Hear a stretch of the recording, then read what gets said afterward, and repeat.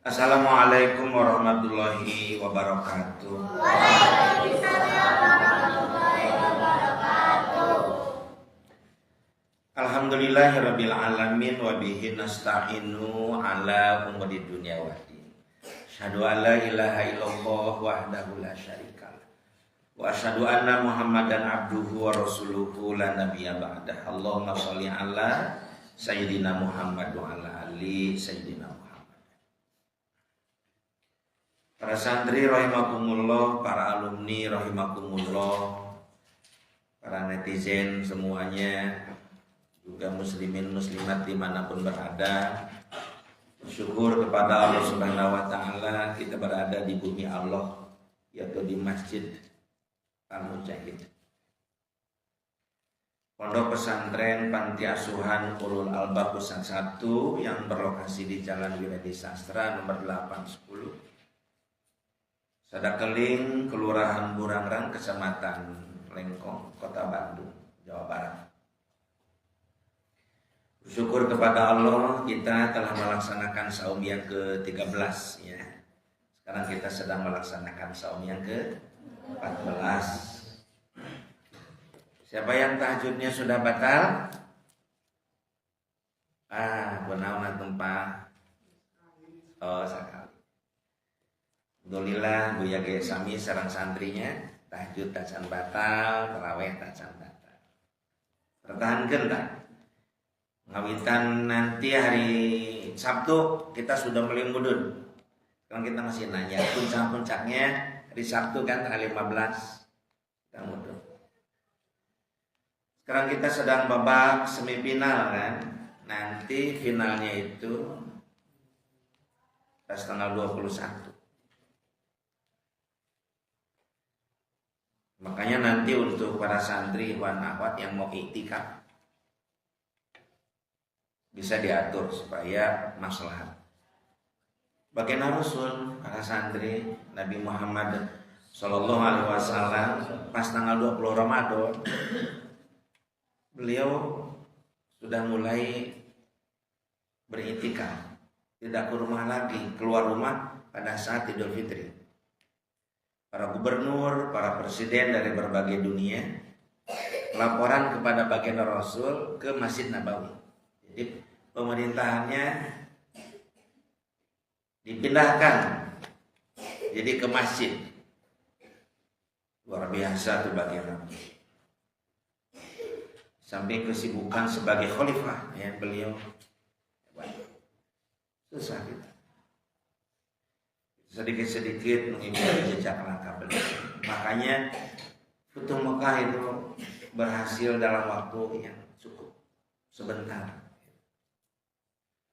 Permasalahan umat sekarang ini santri makin rumit. Kemaksiatan makin merajalela di berbagai aspek kehidupan. Ada survei terakhir nih yang perlu Buya sampaikan kepada seluruh pendengar. 10 orang umat Islam di Indonesia ya, dari 10 orang hanya 4 orang yang melaksanakan sholat. Jadi 6 orangnya tidak sholat. Artinya dari 100 orang umat Islam di Indonesia hanya 40 orang yang sholat, yang 60-nya dia tidak sholat. Artinya dalam 1000 orang Indonesia hanya 400 orang yang sholat, 600 orang meninggalkan sholat. Ngeri kita ini.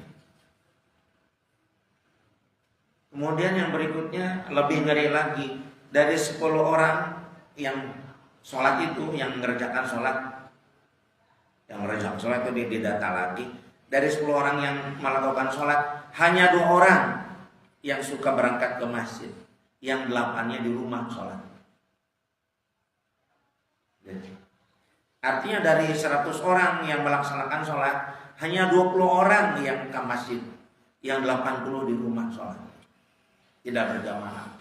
Artinya dalam 1000 orang umat Islam yang melaksanakan sholat di Indonesia, hanya 200 orang yang datang ke masjid, yang 800 orangnya di rumah dia nggak ke masjid. Bagaimana umat kita ini mau bangkit kalau kondisinya seperti itu? Sedangkan masjid ini tempat kita berjamaah, bermusyawarah, saling kenal mengenal, menyusun kekuatan umat itu di masjid. Ini sangat mengerikan. Nah, maka untuk itu syukur kita kepada Allah sekarang sedang melaksanakan ke-14 ya. Masih bersyukurlah kita sekarang ini. Ananda semua Buya selalu sholat di masjid. Yang sholat tarawih. Karena kita tahu sholat di masjid itu 27 derajat. Di rumah itu cuma 1 derajat. Kita jadi heran ini kenapa? Kok bisa begitu? Ini menjadi bahan renungan kita. Sehingga Ananda nanti pada saat sudah berada di tengah-tengah masyarakatnya. Misalkan kebetulan tidak ditakdirkan Allah Ananda tidak menjadi pimpinan cabangnya. Ya. Cobalah Ananda jadi ustadz di daerah ini. Rajin datang ke masjid, jadi marbot dari ketua dekan. Buya sudah memanggil masyarakat di sini. Sudah dikasih surat oleh Buya. Semua sudah dikasih surat ke masjid.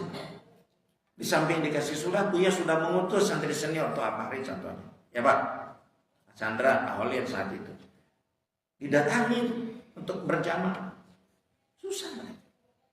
Mereka mengatakan ya mangga bade, ya mangga bade, tapi nggak datang. Buya menyampaikan ini kepada kalian. Kalau kalian bertanya dalam hati, kenapa Buya ngajak enggak? Ngajak Buya. Pakai surat Buya. Dikirim oleh Buya surat. Dikatakan keutamaan berjamaah, Pak, jamaah 27 derajat ditunggu oleh Buya di masjid. Kita bisa bersua, kita bisa ngobrol permasalahan umat. Nah, udah gitu disusul oleh santri senior, didatangi. Kenyataannya begini. Ngeri kita. Astagfirullah. Nah, mungkin masalah ini bukan di kita saja, di berbagai daerah. Meskipun tidak seluruh, ada juga beberapa komplek yang bagus, padat gitu ya di masjid. Ini hasil survei, bukan kata Buya, survei yang terakhir baru seminggu ke belakang. Survei. Nah, Ananda sekarang berada di pesantren berjamaah 5 waktu di masjid, hati-hati nanti. Ananda 15 hari libur di rumah. Awas nih. Jangan seperti orang yang tadi itu, yang termasuk 8 orang yang tidak ke masjid. Kamu termasuk yang 2 orang itu yang datang ke masjid. Sesibuk apapun kita bersalaman, ada di rumah capek, ada berkumandang kemana? Nah, ke masjid, ke masjid. Keluarga lihat semua, wah ada perubahannya. Si bapaknya juga malu, jadi ikut, yuk ikutan. Adik kita juga ikut, kakak juga ikut, malu oleh adik. Begitu. Yang sampai kalian ke bawah dengan yang lain. Nah, ayah juga, kakak juga tidak ke masjid, kita diam di rumah. Berarti gagal yang mendidik kalian. Gagal. Tolonglah. Hidup ini hanya 1 kali. Nggak ada remedial. Mau diulangi lagi nggak ada. Kita pulang nanti kepada Allah. Sudah beda alam akhirat kan? Nggak ada remedial. Mumpung masih hidup. Mumpung masih sehat. Mumpung Allah kasih kecerdasan. Karena orang kalau sudah stroke itu otaknya. Jangankan berpikir. Ke orang juga nggak tahu nama orang. Bahkan ke dirinya juga nggak tahu siapa saya. Stroke kalau sudah parah. Nggak bisa jalan, harus bilang. Kita mumpung sehat, yuk. Bismillah. Untuk apa lagi kita hidup? Kalau bukan untuk beribadah secara kafah kepada Allah Subhanahu wa ta'ala. Nanti Ananda itu 15 hari di rumah, di daerah masing-masing, betul-betul diuji. Betul diuji. Diuji tahajudnya, diuji duhanya, diuji berjamaahnya. Itu diuji betul-betul. Diuji baca Qurannya, diuji terjemahnya, diuji hafalannya. Tolong, nanti 15 hari itu sur bahasa Sunda mah ulah dugikeun ka kuda lepas di gedoga. Artosna, wah mumpung libur, segala ditinggalkeun. Wah ngeri, gagal. Tolong disadari, kalian di situ dilatih oleh Tuhan. Justru pelaksanaannya itu Hasil dan tidaknya, berhasil dan tidaknya Buya mendidik kalian pas nanti 15 hari. Berhasil tidak? Ya, tolong ingat, mengingatkan. Salawat serta salam semoga Allah Subhanahu wa taala selalu melimpahkannya kepada junjungan kita Nabi besar Muhammad sallallahu alaihi wasallam, kepadanya, para sahabatnya, para ulama. Amin, mudah-mudahan termasuk kita sekalian. Amin ya Allah ya Rabbal alamin. Pertanyaan tes kali Buya ulangi. Buya kan kata Buya hukum orang tua yang tidak menafkahi anaknya itu adalah berdosa. Nah, lantas bagaimana dengan orang tua yang ingin menafkahi anaknya tetapi dilarang oleh istri barunya? Nah, Buya masih membahas berkenaan dengan menafkahi anak. Sudah tobakoh qabla yulad sudah Buya bahas. Berikutnya kok tobakoh sa'atul yulad pada saat melahirkannya istri kita, atau teteh pada saat nanti melahirkan. Kemudian berikutnya adalah tobakoh ba'dal yulad dan balik, sudah selesai. Nah, sekarang ini tobakoh yang berikutnya tobakoh ba'dal balik hatal mat, hatal nikah. Jadi tingkatan di mana anak kita itu sudah balik sampai dia menikah. Perlu para santri pahami dan seluruh pendengar pahami bahwa tingkatan ini adalah tingkatan yang paling berat, baik untuk orang tuanya maupun untuk anaknya. Mengapa dia berat? Karena pada saat ananda awal pas balik head, kemudian ananda laki-laki pas mimpi basah, itu setan sudah mulai datang menggoda. Nih kalau Bayu itu kan ya, Gani, Wawan, apalagi Erman, Michael, belum ada setan untuk apa goda? Karena belum banyak. Ini kalamnya bisa diangkat. Dia soleh, dia hebat ibadahnya untuk Buya yang merintahnya. Ngaji kamu ngaji, ya Buya. Pahala ngajinya untuk Buya. Jami misalkan nyuruh ke Bayu, awas, cenggeras duhana, dia laksakan. Jami yang dapat pahala. Dia tuh belum dapat pahala dan belum dapat dosa. Kalaupun nanti wafat sebelum balik, surga Jannatul Naim tempat. Atau berada di Al-Araf, atau berada sebagai petugas surga yang belum balik itu. Makanya kalau ada di suatu masjid, di suatu madrasah, ya banyak anak-anak ngaji, Buya gak bahagia. Dia belum digoda oleh setan, nggak begitu bahagia. Belum tentu dia SMP sudah balik, apalagi SMA masih dia masih. Tapi kalau Buya melihat di masjid, di madrasah, pemudi, Buya bahagia, hebat ini. Tetapi kenyataannya sekarang, lihat di masjid-masjid, mana pemuda? Mana pemudinya? Dia sudah tergoda iblis sehingga dia tidak belajar Al-Quran, Al-Islam. Coba sekarang lihat yang berjamaah di masjid-masjid, kebanyakan orang yang sudah pakai tongkat, sudah sepuh. Para pemudanya di mana? Di kafe. Bukan tidak boleh sih, boleh aja di kafe kalau kali-kali kita ngobrol soal bisnis dan sebagainya. Di mana lagi Buya di tempat-tempat begitulah, nongkrong-nongkrong yang gak jelas, geng-geng gitu.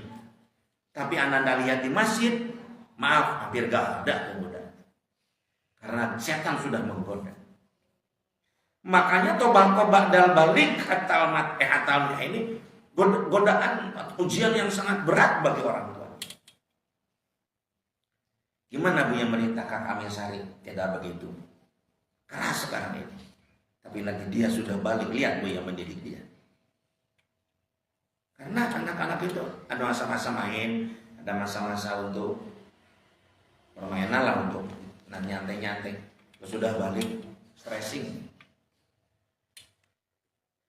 Ini pengalaman Buya nih. Putri Buya, Teh Dinah Sanatul Wahidah. Alhamdulillah selamat. Selamat dari apa Buya? Pergaulan bebas. Suatu hari ada acara, mau dijemput oleh seseorang yang mungkin senang kepada Putri Buya. Telepon Buya, ke Umi, nggak biar berani. Umi ini ada teman Dina mau jemput, mau ngantar ke rumah. Umi bilang wah Buya marahnya. Tunggu di sana tunggu. nggak pernah Bu memperbolehkan anak Buya dijemput oleh siapa atau diantar oleh siapa. Bahkan suatu hari ingin ke mall, Buya ikuti ke mall. Terus kata Teh Dina, Buya dan Umi mah ortodok katanya. Kolot, masa tuh teman-teman Buya ke mall nggak diikuti? Nggak apa-apa Bu, sebut ortodok kolot juga. Tapi Buya dan Umi ingin kamu selamat. Makan dengan temannya, ada yang laki-laki banyakan, perempuan banyakan, biar aja itu, karena itu masa-masa pergaulan. Buya perhatikan, jangan sampai dia berdua lagi perempuan. Ramai acara-acara di mall. Pada saat dari mall Buya sama-sama pulang, selamat akhirnya.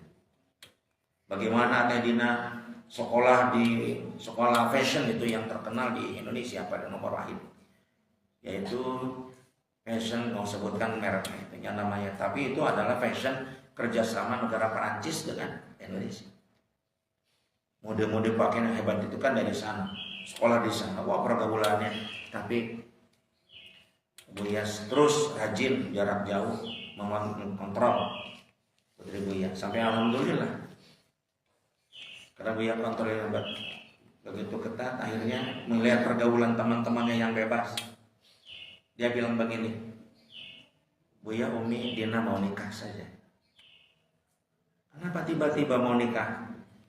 Dina lihat pergaulan bebas di Jakarta sudah luar biasa. Dina takut celaka. Dan dia memilih, bukan memilih yang lain. Dia bilang, Buya, siapa yang paling pintar di antara santri Buya yang laki-laki?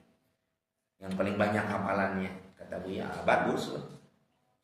Setiap setoran ke Buya 16 ain itu 1 juz gitu ya, 10 ain, 8 ain, dan akhlaknya bagus. Ya itu terserah Buya. Yang mana bagus itu? Dia bilang itu yang dari nanti dikenakan. Alhamdulillah biiznillah, dengan izin Allah nikahlah putri Buya itu dengan santri Buya. Wah Buya berat sekali itu. Langsung bahasa Sunda mas santri. Nah didik waktu balik sampai ke nikah sepertos nangeuy nok bebeureunan. Upami leres mah dia sebut sak murah kita nok bebeureunan dijagi. Makanya Anda bersyukur. Masa-masa balik sekarang ini Anda di pesantren. Alhamdulillah. Bersyukur kepada Allah, berterima kasih kepada orang tua. Kenapa Bu harus berterima kasih ke orang tua? Karena anaknya diizinkan oleh orang tua. Tidak sedikit orang tua melarang pesantren. Dan jangan pesantren, kamu kerja aja, ya. Dagang aja ikut dengan bapak dan sebagainya. Ya, ucapan terima kasih. Ananda nanti pas pulang tanggal 15 hari nanti di rumahnya masing-masing, suntangan, minta maaf sebesar-besarnya atas kesalahan, minta doanya. Karena atas jasa-jasa beliau lah kita berada di ulul albab. Tidak sedikit. Kan kemarin ada santri Wan Buya yang sering bolak-balik, jemput lagi, kesini lagi. Saya sebutlah namanya ya. Karena orang tuanya katanya tidak senang anaknya di pesantren. Tiba-tiba mau kesini lagi kemarin tuh. Enggak, udah 3 kali itu kamu. Gak diterima di ulul albab. Orang tuanya gitu. Maju mundur. Boleh tidak boleh. Harusnya berbahagia punya anak di pesantren. Berbahagia. Alhamdulillah. Dan kalianlah, ya, Buya berharap kepada kalianlah yang akan merubah kualitas keluarga kalian. Kalian bagaikan cahaya dalam kegelapan datang ke rumah. Kalian bilang begini, ya Allah, ujian aku yang pertama di rumah ini, kakak masih belum sholat, ayah juga enggak sholat. Bahkan saya dengar, maaf, ayah juga suka ngumpul-ngumpul judi gitu.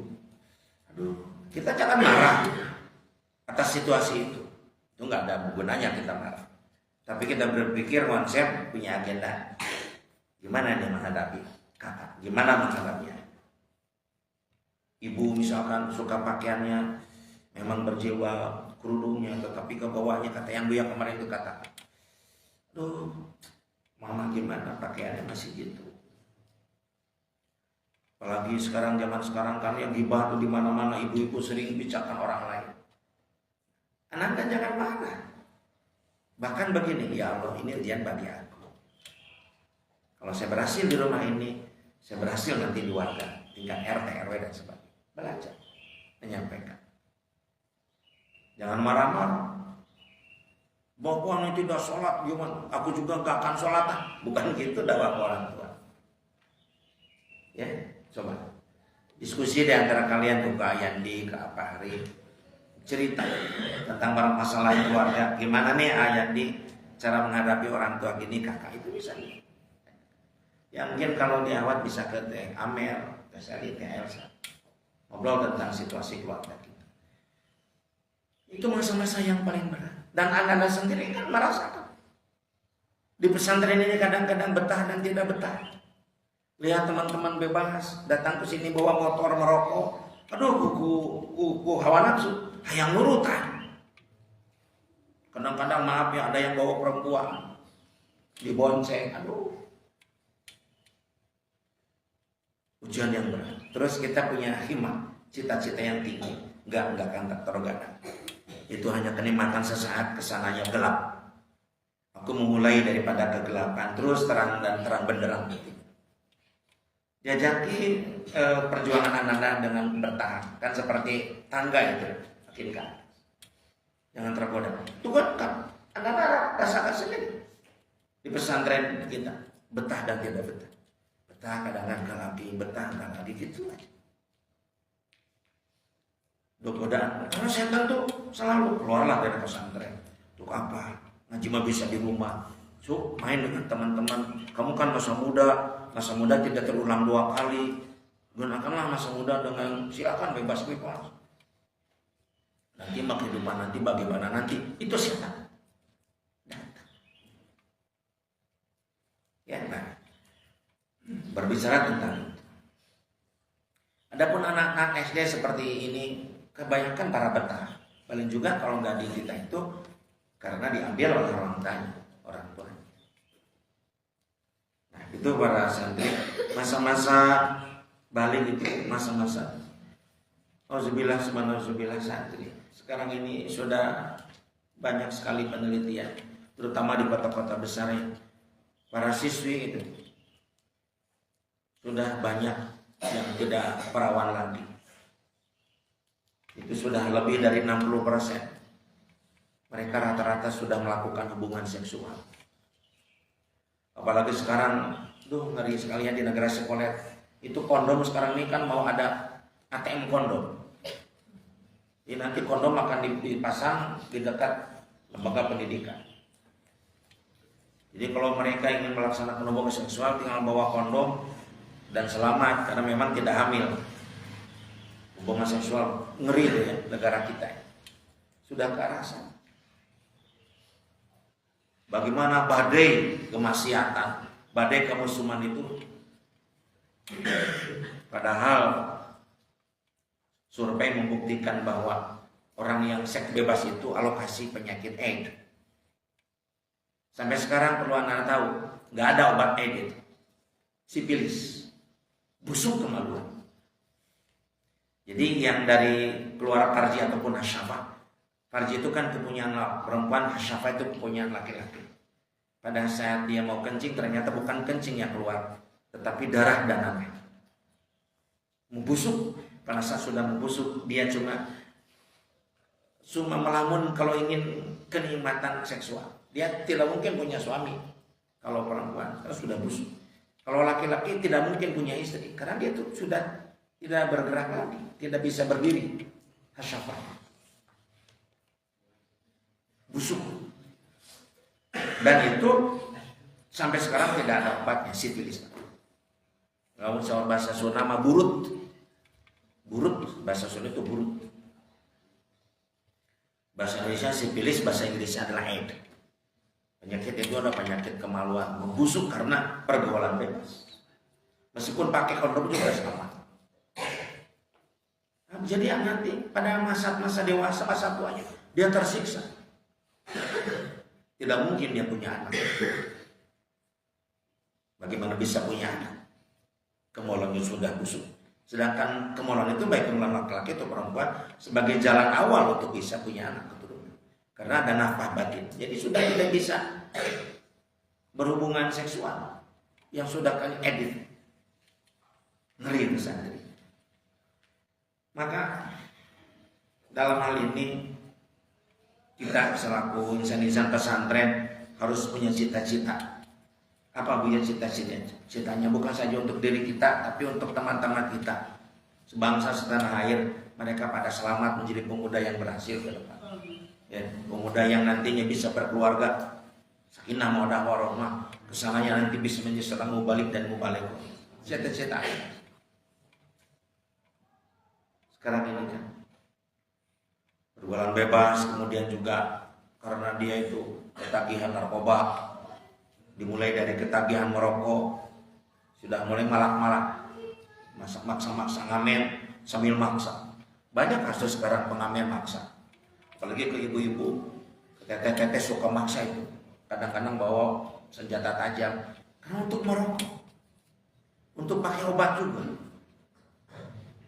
Kesananya dia bisa membegal, membunuh. Itu masalah. Itu mulainya dari masa-masa balik sampai dia nikah. Itu masa-masa yang sangat berat. Makanya kepada orang tua, masa-masa itu adalah masa-masa yang sangat kritis.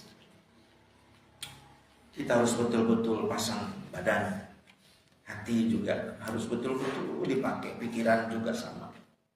Bagaimana memperhatikan anak-anak kita yang bisa melanjutkan cita-cita orang tuanya.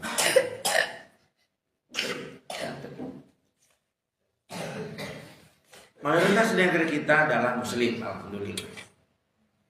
Meskipun tinggal 83%. Tolong ya diingat, meskipun nggak dicatat. Terus gue akan sampaikan, ini mengerikan, tapi mau tidak mau kan, kalian harus tahu. Orang-orang muslim di Indonesia kebanyakan orang miskin. Tetapi orang-orang muslim kebanyakan menengah ke atas. Orang non-muslim rata-rata punya mobil dan rumah. Orang muslim di Indonesia jangankan punya mobil, sepeda pun gak punya, apalagi rumah. Perlu kalian tahu. Dan itu menjadi sasaran empuk bagi non-muslim untuk merubah agama kita keluar dari agama. Dibujuk dengan usaha, dibujuk doa, macam-macam. Yang paling parah itu dijerumuskan dengan obat-obat terlarang itu karena pergaulan. Coba kalau Anda lihat dalam kasus-kasus narkoba, kasus-kasus rampok, kasus-kasus begal, kasus perzinahan, kasus perjudian yang ditangkap, hampir 90% lebih orang muslim. Orang non-muslimnya cuci tangan. Walau alam, kita harus sadar. Harus sadar. Harus. Ya, kesimpulannya dari tobako ini, Buya katakan dia tobako yang paling ngeri.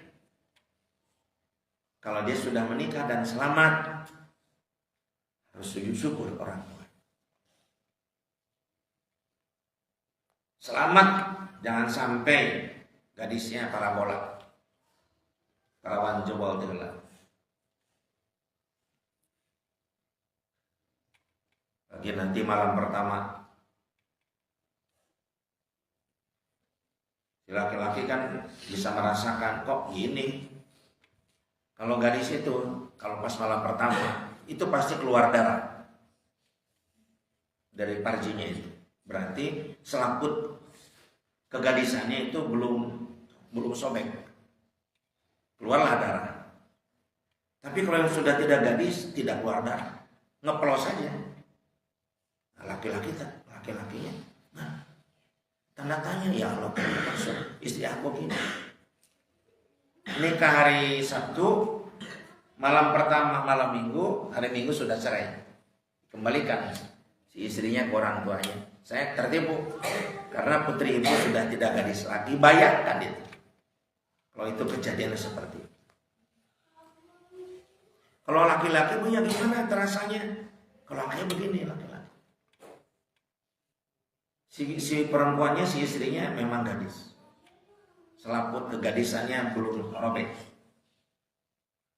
Nikahlah pas malam, nikah hari Sabtu, pas malam Minggu, malam pertama, itu si siapanya itu, kemaluan si laki-lakinya nggak bisa menembus kegadisannya, sudah tumpul, berarti dia sudah tidak jejak lagi.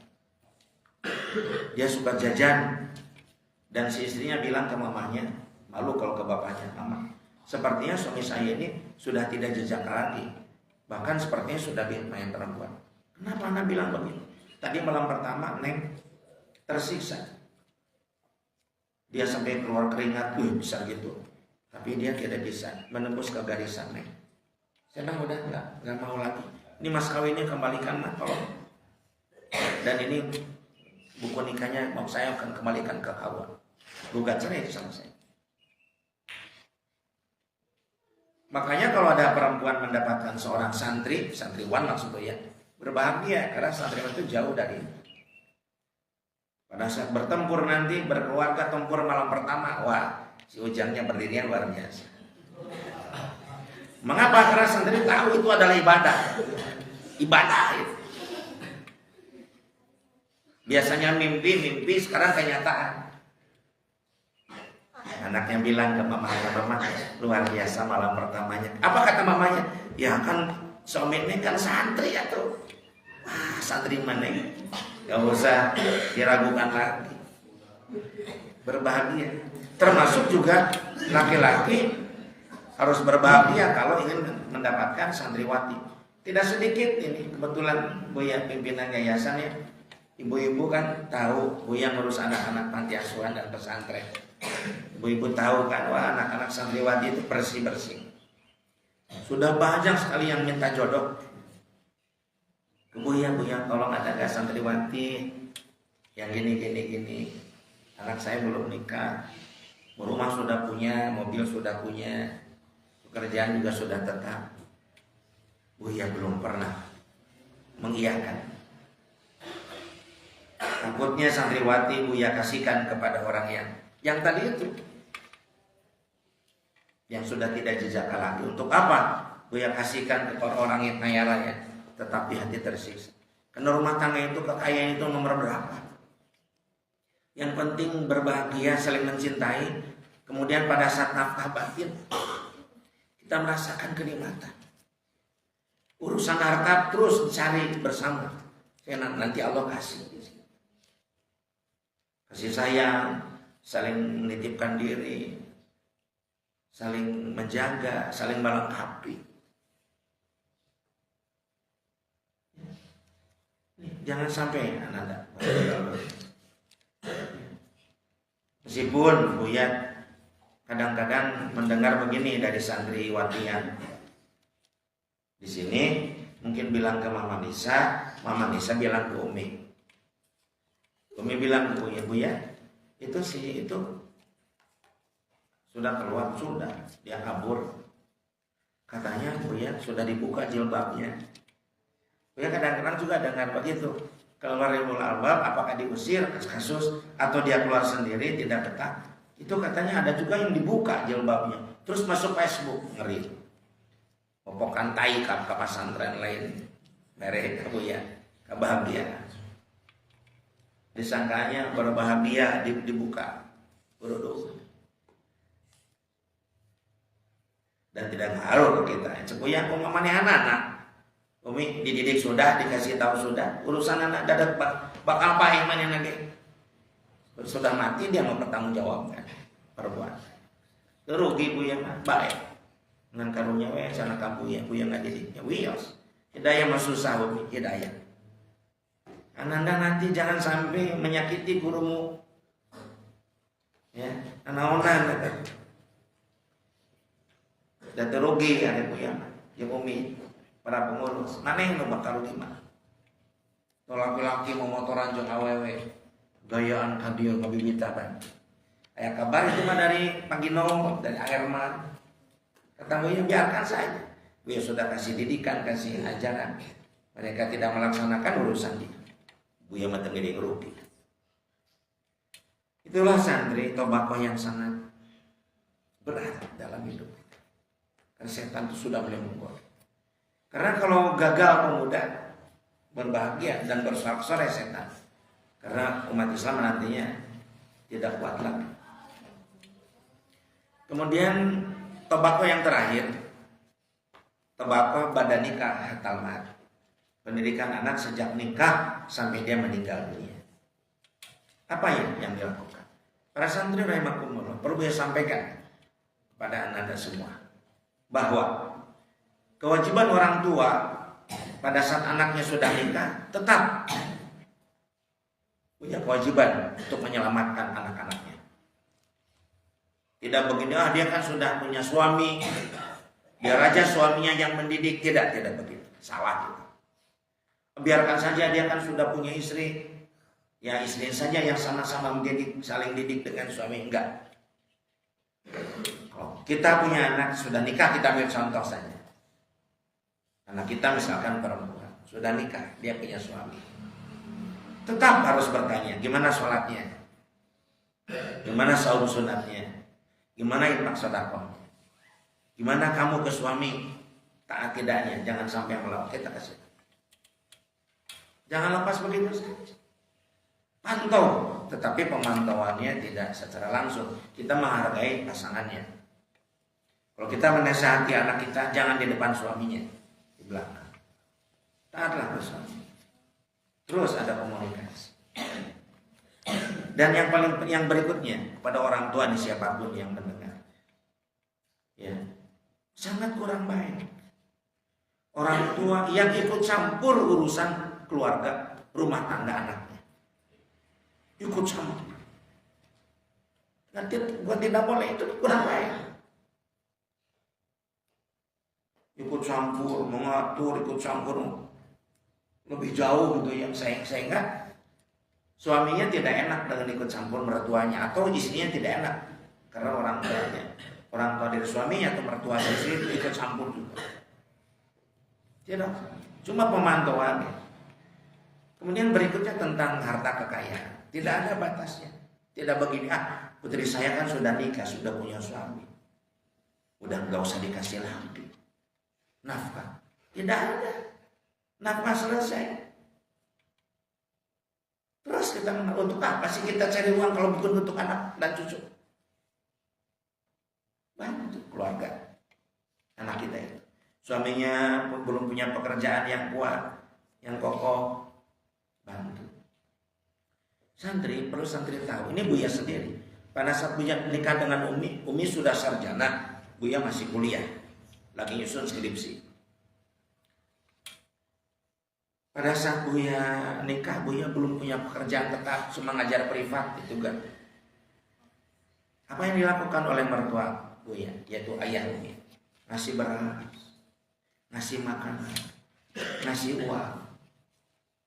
Saya punya berasnya, beli. Tapi lama-lama Buya bisa berdiri sendiri. Buya mertua indah, yang di mertua dulu. Ada yang begini berisi, kamu sudah punya suami, jangan minta lagi ke bapak ya, jangan minta lagi ke mama ya. Udah, tanggung jawab suami. Astagfirullah. Enggak begitu. Kita kasih, kadang-kadang masih kita cukup banyak untuk bikin rumah. Bagaimana Bu yang membantu Teh Dina? Pesantren itu kan pesantren wakaf Buya. Buya beli tanah, Umi beli tanah terakhir 100 tumak. Kasihkan untuk Teh Dina. Nih pakai untuk perkebunan, untuk pertanian. Habis untuk siapa lagi? Belum punya mobil, nih mobilnya. Anak-anaknya kasih pakaiannya, jajan dan sebagainya. Nah, ada kata-kata begini, nanti kalau begitu menantu saya keenakan, enggak juga. Kita didik juga yang lain-lain. Belum saya sampaikan seperti itu. Terlebih lagi kalau menantu kita ini seorang santri. Mudah-mudahan Ananda nanti punya calon mertua paham bahwa Ananda itu adalah seorang santri. Santri itu adalah kiai, ajengan, ustadz. Enggak dulu punya uang. nikahlah dulu. Nah, kalau mertuanya paham, kasih untuk sehari-hari. Tapi kita juga sambil terus berkiprah di masyarakat. Mulai kita dapat amplop. Dari mana Bu yang amplopnya? Ngurus jenazah di rumah kita, sekitar kita. Dari mana Bu yang amplopnya? Ya dari acara-acara tahlilan, marhaban, akikahan, ceramah-ceramah. Sudah beli amplop. Nah kalau sudah beli amplop itu terus dijaga. Kemudian dari mana lagi Bu ya? Dari uang khotib Jumat dapat amplop. Berikutnya dari ceramah-ceramah. Mulai terus tadi itu. Mulai terus tadi. Akhirnya mendirikan rumah Al-Quran. Kemudian disiapkan canceling di sana. Para santrinya masukkan seridonya. Lama-lama ustaz itu bisa tegak. Bahkan lama-lama mertuanya sudah sepuh, si santrinya itu, suami yang santri itu bisa ngasih. Mudah-mudahan. Karena kalau calon orang mertua tidak paham bahwa anaknya putrinya nikah ke santri, wah, apa-apaan kamu nikah ke santri, apa pekerjaannya? Santri, pada saat Buya nikah dengan Umi, mertua Buya kan kiai tingkat nasional. Beberapa kali ditawari untuk jadi anggota dewan dari partai tertentu di Jawa Barat, enggak mau. Beliau tokoh besar santri. Enggak pernah beliau nanya ke Buya, di mana Syekh Asep kuliah? Atau di mana Syekh Asep bekerja? Enggak pernah nanya. Yang dia tanya, beliau tanyakan, di mana Syekh Asep pesantren? Karena Buya bisa menerjemahkan, Buya bisa ceramah. Beliau nanya di mana Asep pesantren. Gak nanya pekerjaan. Makanya Buya berani menikahkan putri Buya dengan seorang santri.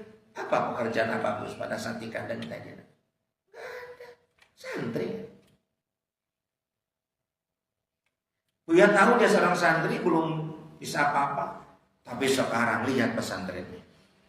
Pembangunan, banyak donatur yang dia mulai berpikir. Masa iya sih dikasih terus mertua, malu. Berpikir.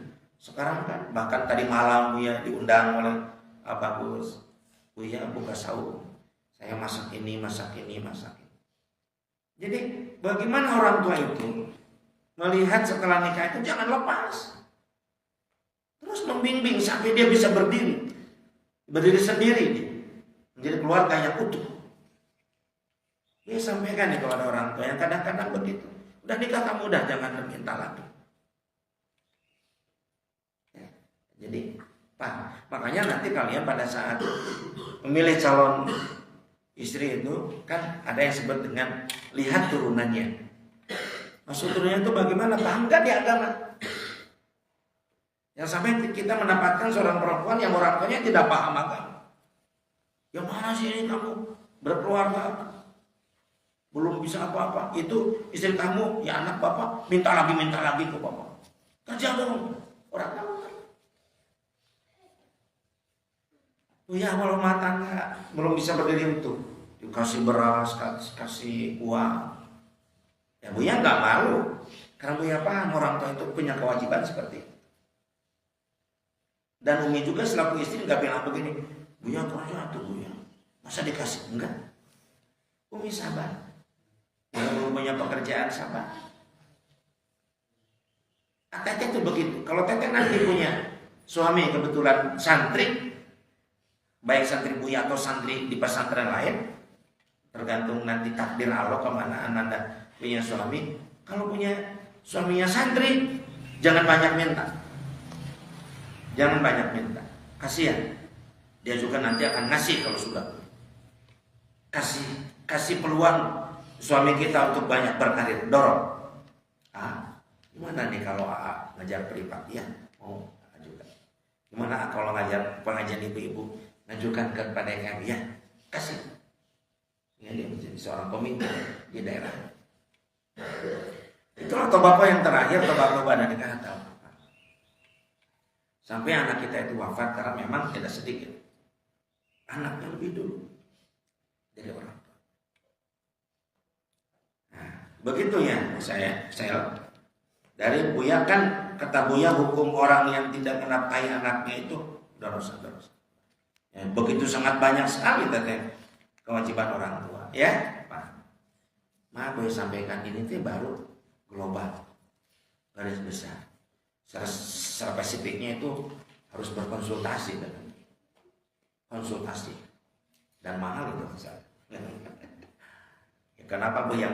Kan itu ilmu. Makanya kata Buya kan begini. Insinyur sudah banyak, dokter sudah banyak, profesor, dokter sudah banyak.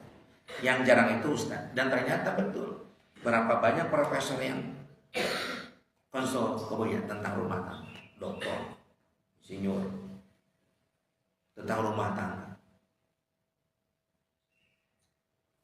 Ya, memang pintar dalam teknologi, pengetahuan, sains, tapi dia tidak paham tentang rumah tangga.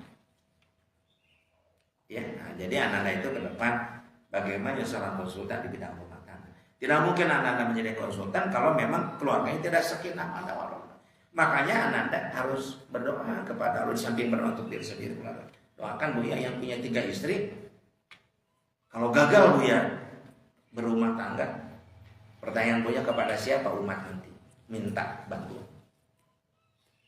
Alhamdulillah selama ini Buya harmonis, sakinah mawaddah warahmah. Tentu ada ilmunya dan doa dari berbagai berkenaan dengan berpoligami. Ya. Baik, berikutnya begini. Nah, lantas bagaimana dengan orang tua yang ingin menafkahi anaknya tetapi dilarang oleh istri barunya? Nah, kita berbicara tentang istri baru. Berarti istri baru itu ada beberapa kemungkinan, paling tidak ada 2 kemungkinan. Kemungkinan pertama saya dan para santri, ibu kita wafat. Innalillahi wa inna ilaihi raji'un. Kemudian ayah kita nikah lagi. Berarti itu adalah ibu baru kita. Itu kan kemungkinan pertama. Kemungkinan kedua bisa saja ayah kita itu cerai dengan ibu kita. Kemudian ayah kita nikah lagi, maka ada yang disebut dengan istri barunya. Berarti otomatis sebagai ibu tiri. Para santri rahimahumullah terutama pada tahun 1000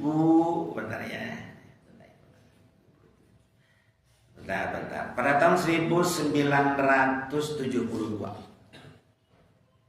dia masih ingat dibawa oleh nenek Buya, diajak. Yang ajak bukan nenek sih, bibi. Jadi adik dari ayah. Saya ayo orang nonton film rame. Memang saat itu filmnya sangat viral. Judulnya Ratapan Anak Tiri. Masih ingat tuh artisnya itu yang terkenal Faradila Sandi. Buya saat itu baru nonton kelas 2 SD tuh ya. Nonton film yang judulnya Ratapan Anak Tiri. Apa dalam film itu dikatakan ya begitu jahatnya si ibu tirinya itu. Jahat. Ibu tiri hanya cinta gitu, kepada anak, kepada ayahku saja. Gitu, ada lagunya, tapi bukan itu sih nadanya. Cuma liriknya begitu. Ibu tiri hanya cinta kepada ayahku saja. Jadi ke anaknya enggak. Santri, begini ya. Sejak saat itu kan Buya belum berpikir banyak sih. Buya langsung tercap dalam pikiran Buya bahwa ibu tiri itu galak gitu. Terus berlangsung, Buya paham agama, sedikit-sedikit belajar. Nah ternyata begini Buya sampaikan. Tidak benar bahwa ibu tiri itu selalu jahat. Ternyata tidak benar.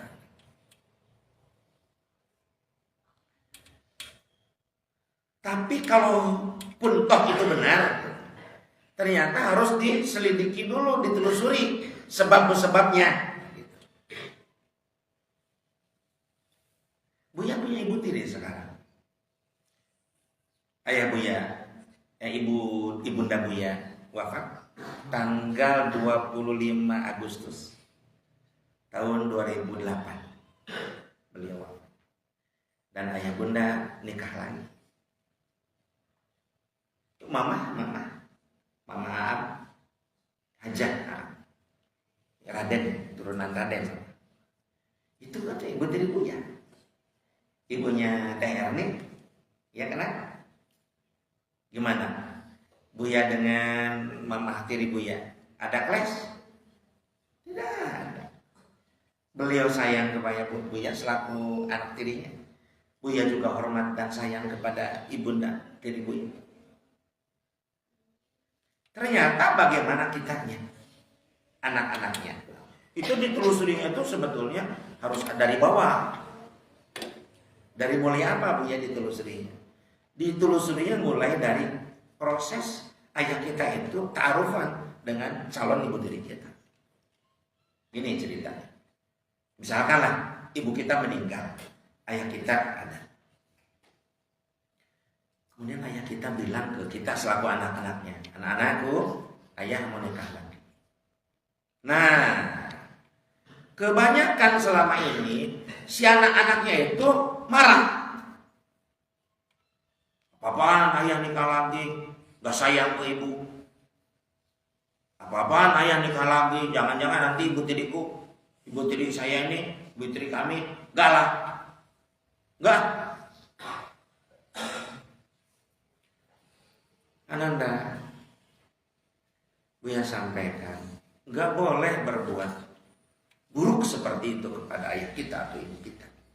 Baik ayah kita yang menikah lagi karena ibu kita wafat atau bercerai, atau ibu kita yang mau nikah lagi karena ayah kita wafat atau ayah kita bercerai dengan ibu kita. Jangan pernah menghalang-halangi. Ya titik. Nih dari mulai menghalang-halangi itu masalah. Contoh kan misalkan ayahnya ta'arufan, menyebut misalkan ke calonnya itu gimana ya, bukan saya tidak mau, kata si ayah kita itu, masalahnya anak-anak saya nih melarang. Nah kata-kata itu sudah mulai si calon ibu tiri kita itu mulai nggak enak. Ada dua tipe istri, suami, ibu baru kita tuh ada tipe. Ada tipe yang menurunkan diri. Ya udahlah kalau anak-anaknya nggak mengizinkan, marah-marah nggak, saya mundur. Tapi yang paling harus kita takutkan justru maju terus. Emangnya gue pikirin anak-anaknya? Apa urusannya gue dengan anak-anaknya? Aku cinta kepada dia, ayahnya. Akhirnya ayah kita juga manusia normal, menikahlah. Nah sejak itulah clash terjadi. Nah dalam hal ini santri, Buya sampaikan kepada Ananda kalau terjadi seperti ini. Begini kita katakan ke ayah, ayah, apa alasan ayah mau menikah lagi?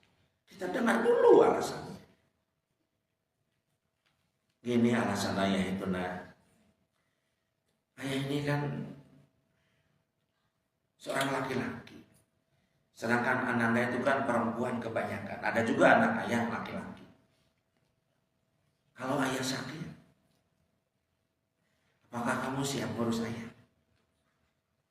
Ya kalau sakitnya biasa-biasa, Ananda bisa bantu. Tapi kalau ayah sudah sakit, sampai ayah tidak bisa cebok sendiri, apakah Ananda mau nyebokkan ayah? Kan nggak mungkin ragam anak perempuan cebok ayahnya. Ananda harus sayang ke ayah. Ayah itu maju tua, perlu ada seorang pendamping yang harus sayang.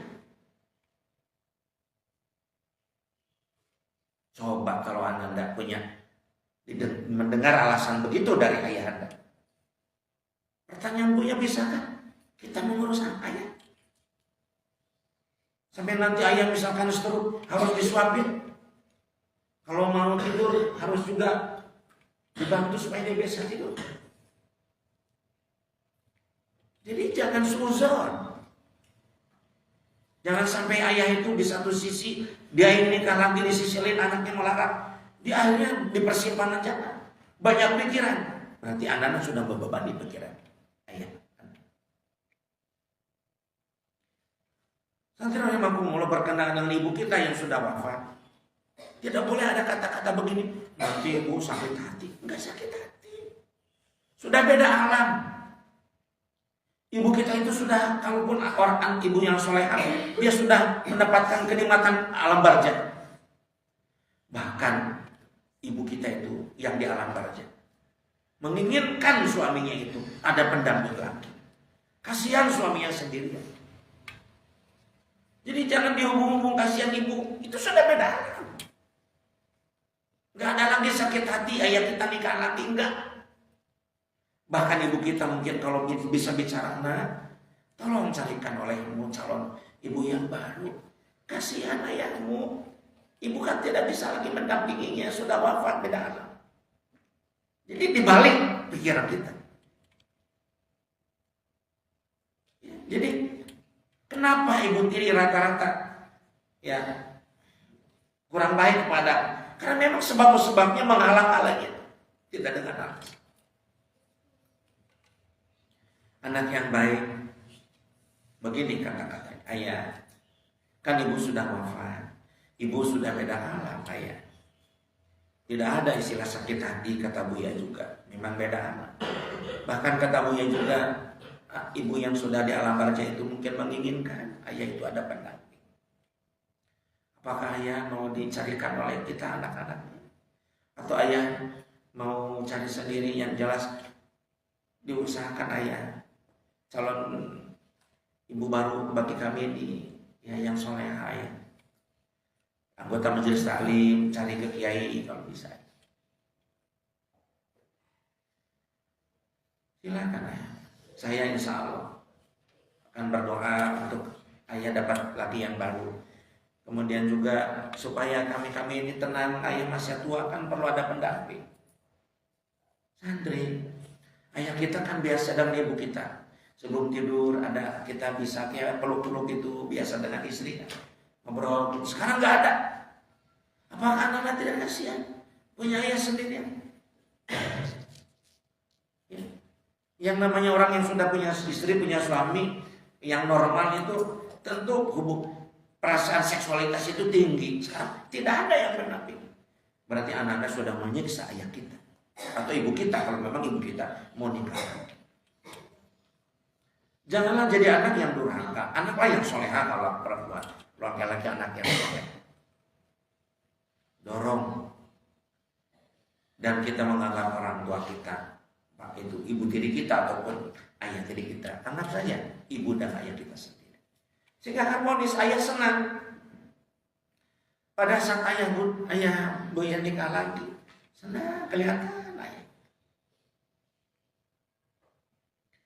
Beliau alhamdulillah setelah ibunda Buya wafat 12 tahun beliau masih alokasi usia dan berumah tangga dengan ibu tiri ibu ya itu 12 tahun juga.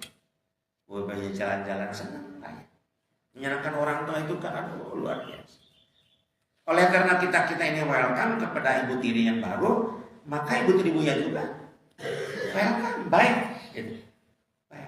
Jadi jangan menyalahkan ibu tiri atau menyalahkan ayah tiri sedangkan kita ini tidak muhasabah diri bahwa kita memang sudah memulai permasalahan. Kecuali kalau ayah itu atau ibu itu dengan serampangan di mana gitu cari calonnya itu. Apalagi keinginan yang mendapatkan harta kekayaan. Jangan begitu. Jangan khawatir harta kekayaan. Jadi gini, dalam pembagian warisan itu faraidnya. Wafatlah ibu kita, misalkan ayah masih ada, jangan takut diambil oleh ibu yang baru. Karena nanti pada saat bagi waris dibagi dua dulu. Yang setengahnya kekayaan untuk ibu kita yang sudah meninggal itu untuk kita selaku anak-anak. Yang setengahnya untuk ayah kita. Nah, ibu tiri itu akan mendapatkan dari setengah dia punya ayah yang sudah dibagi. Jadi ibu kita yang wafat mendapat banyak. Dan itu juga kalau dia punya anak, ayahnya itu ya mendapatkannya itu adalah 1/8. Kalau tidak punya dapat 1/4, sedikit sekali. 1/8 jadi kalau itu 1/8 berarti 1/16, sedikit. Ya wajar dong. Ibu tiri kita mendapatkan warisan dari ayah kita, kan dia ngurus ayah kita. Kadang-kadang santri ada kejadian begini, nikah dengan istri yang barunya, ya ayahnya sudah sepuh, baru seminggu nikah, dia sudah seruk suaminya, ngurus telaten ibu tiri kita. Ya wajar ada dapat waris. Memang itulah aturan begitu dalam Islam. Nah, jadi kalau kata di sininya tentang ingin menafkahi anaknya tetapi dilarang oleh istri barunya, kenapa dilarang? Mungkin hal seperti itu. Dan terus berikut para santri rahimakumullah. Misalkan di Teseli atau siapa saja, ini bukan Teseli masih contoh yang lain. Kita sudah baik dan sebagainya ke ibu tiri, tetapi dia tetap kepada kita benci, itu urusannya. Sampai menghalang-halangi ya untuk ngasih ke anaknya. Silakan ditulis hadisnya. Ini sabda baginda Rasul. Kalau Rasulullah Shallallahu Alaihi Wasallam, mandoro, pakai dot, mandoro, dorollahu bih, mandoro, dorollahu bih, wa man syaqallahu alaihi, wa man syaqallahu alaihi.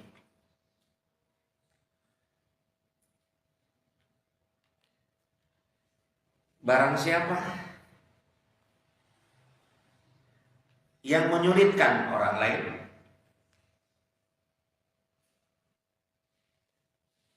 barang siapa yang menyulitkan orang, nah dia nulis satu, mereka nulis pulpen di dakuku, ditulis satu. Barang siapa yang menyulitkan orang lain, Allah akan menyulitkan orang itu.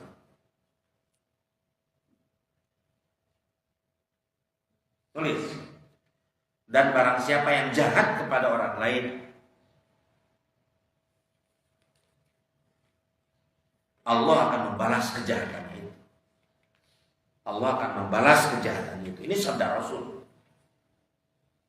Tulisan Allah Subhanahu wa taala yang pasti benarnya.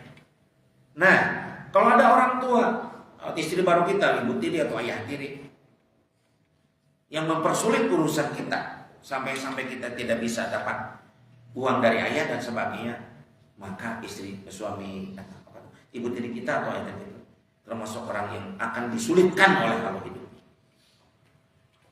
Bahkan kalau dia berbuat jahat menyakiti anak tirinya, Allah akan membalas kejahatan. Macam-macam balasannya itu. Dia akan terlantar hidupnya, mati dalam susah melepaskan nyawanya. Banyak. Kita nggak usah. Cuma gini, kalau ada ibu tiri yang begitu atau ayah tiri, misalkan kita punya contoh ayah tiri lah, ya ibu tiri yang berbuat begitu, kita bilang ke ayah dengan baik, ayah, kuncinya ada di ayah. Pakai kata-kata kunci, kuncinya ada di ayah. Meskipun ibu tiri buruk ke saya, jahat ke saya, tapi kan ayah kuncinya. Tolong ayah jangan terpengaruhi oleh ibu tiri. Lihatlah saya selaku anak ayah. Lihatlah ibu almarhumah yang sayang kepada saya. Masa ayah tidak sentuhlah hatinya. Jadi pakai pintu, bukan pintu ibu tiri, pintu ayah. Sekarang kan sudah zaman HP. Gak mungkin ayah menolak telepon kita. Telepon WA. Kalau itu terjadi, meskipun Buya tidak percaya sih kalau ada ibu tiri sejahat itu. Kembali kepada hati, kalau kitanya baik, dia akan baik. Begini saja, Buya akan sampaikan yang terakhir nih kepada Anda. Selalu kalau kita punya uang banyak, di sini ada, kita punya saku banyak sampai ke bawah, dan bukan uang SS sih, gambarnya Soekarno-Hatta, banyak uangnya, 100 ribuan. Kita jalan dengan uang yang banyak itu, berarti kita kaya uang, itu enggak? Kaya uangnya. Ada orang fakir miskin, minta enggak ada untuk makan. Kalau kita sehat, normal, apa yang kita lakukan? Oh, makan. Enggak punya uang ya, Mang? Enggak punya uang. Kebetulan aku banyak uang. Kasih kan? Betul kan? jalan lagi, ada yang minta kasih. Orang yang banyak uang harus ngasih kepada yang kurang uang. Itu sudah lumrah. Tapi jarang orang membahas orang yang kaya kasih sayangnya.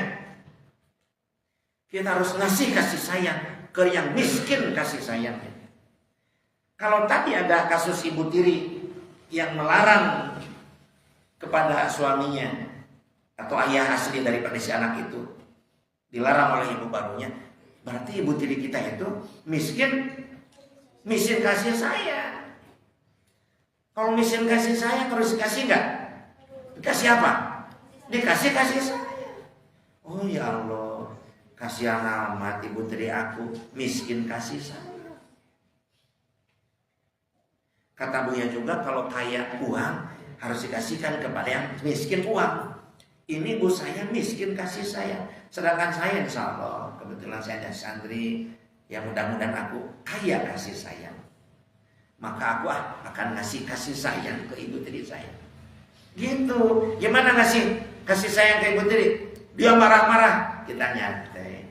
Dia teriak-teriak, kita nyantai. Dia marah-marah, kita senyum aja. Karena dia miskin kasih sayang. Kasih sayang. Dia nggak pernah ngasih, kita punya uang kasih dia. Kasih apa? Dia nggak pernah sayang ke kita bantu. Nah makanya kalau misalkan kita manggil ke ibu kita yang almarhumah itu, misalkan manggilnya Umi ya, maka kepada ibu baru itu diusahakan beda. Jangan panggil Umi, manggil mama, manggil ibu, kalau bisa. Dan kita bisa sedikit membedakan, oh ini mah bukan Umi aku, ini adalah ibu aku, ibu tiri maksud. Itu kan bisa dibantu. Terus kata ibu tiri kita ini, loh ini anak sudah aku benci, aku nggak ngasih uang kepadanya, sering marah-marah, dia masih bantu. Sapu-sapu di rumah kalau dia datang ke rumah ngepel, aku marah tapi dia senyum. Kenapa dia sadar? Karena kita mengasihi kasih sayang. Jadi yang kita kasihkan itu bukan uang saja, kasih sayang. Mengapa baginda Rasul kalau dibenci oleh orang lain, dicaci dimaki, apakah baginda Rasul mau balas? Tidak, karena baginda Rasul kaya dengan kasih sayang. Maka dikasih oleh baginda Rasul kasih sayang kaya. Wah, orang Yahudi meludahi, marah-marah. Pada saat si yang itu sakit, baginda Rasul yang pertama nengok. Terus kata seorang Yahudi, Subhanallah. Itu matinya sudah kayak selamat pagi. Terus orang Yahudi, siapa pagi-pagi sana?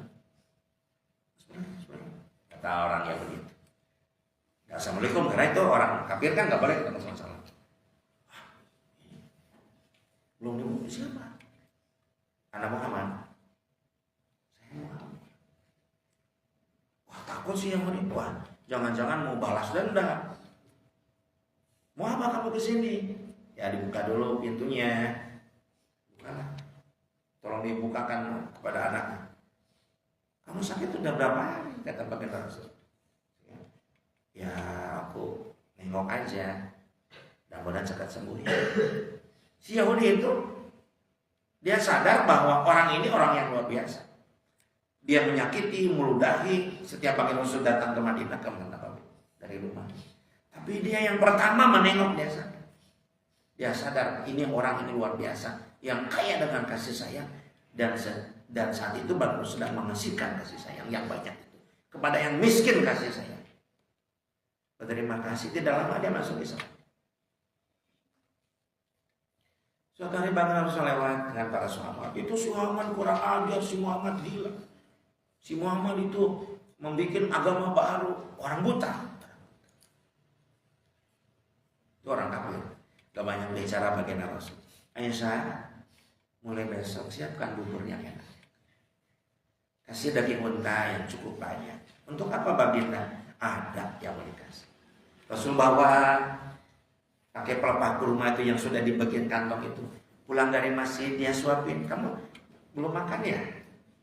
Belum. Suapin. Orang Yahudi yang suka caci-caci. Rasul senyum aja pada saat dia mencaci maki baginda Rasul di hadapan, padahal yang nyuap itu kan baginda Rasul. Itu masa-masa baginda Rasul mau pulang ke Rahmatullah. Tidak lama inna rajiun baginda Rasul wafat. Dia mengatakan begini, kalian celaka si Muhammad, sudah mati sekarang dia, kata Yahudi. Dan kabarkan baginda Rasul. Baginda Rasul wafat hari Senin, dimakamkan Rabu pada asar. Si Yahudi itu tidak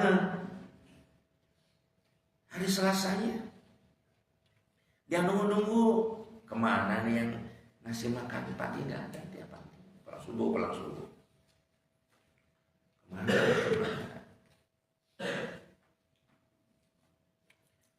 Sudah jarak seminggu ada kabar, wahai Abu Bakar, itu si orang Yahudi itu yang gelandangan itu, yang suka marah-marah ke baginda Rasul, tolong dikasih bubur juga, bahkan disuapin gitu. Baginda Rasul, Abu Bakar Siddiq bikin bubur yang enak. Kemudian disuapinlah si orang Yahudi itu. Ini siapa yang ngasih bubur ke aku? Kok beda? Karena memang baginda Rasul menyuapin mungkin dengan kok beda? Ya beda, orangnya juga beda, kata Abu Bakar. Siapa sih kamu? Aku Abu Bakar. Tahu nggak kamu, kata Abu Bakar, yang menyuapi kamu tiap pagi itu baginda Rasul. Nangis Yahudisan. Dia begitu lembut katanya tangannya, sedangkan aku marah-marah mencaci maki. Wahai Abu Bakar, tuntunlah aku mengucapkan 2 kalimat syahadat. Aku ingat kepada baginda Rasul. Beliau itu kasih sayangnya luar biasa. Kaya dengan kasih sayang, dicaci, dimaki, bukan membalas, dikasih kasih sayang. Ibu tiri kita jahat, ibu tiri kita galak misalnya, kalaupun ada ya, ayah kita harus mandiat, miskin kasih sayang, maka kasihlah kasih sayang. Paham? Demikian Teteh Seli ya. Bertanya ke Buya. Sampai-sampai Buya menjawabnya 2 termin Teteh di kemarin dan hari ini. Karena Buya itu kalau menjawab pertanyaan, kalau tidak tuntas itu perasaan itu tidak enak. Jadi dituntaskanlah supaya paham. Mudah-mudahan apa-apa yang Buya sampaikan pagi hari ini menjadi ilmu bagi Buya khususnya dan anak-anak semua, dan bisa diamalkan ya saya benar semuanya. Mudah-mudahan kita termasuk orang yang kaya dengan kasih sayang, kasih sayang, sehingga orang yang miskin dengan saya itu bisa dikasih oleh kita. Mohon maaf dari segala kekurangan dan kehilapan. Wassalamualaikum warahmatullahi wabarakatuh.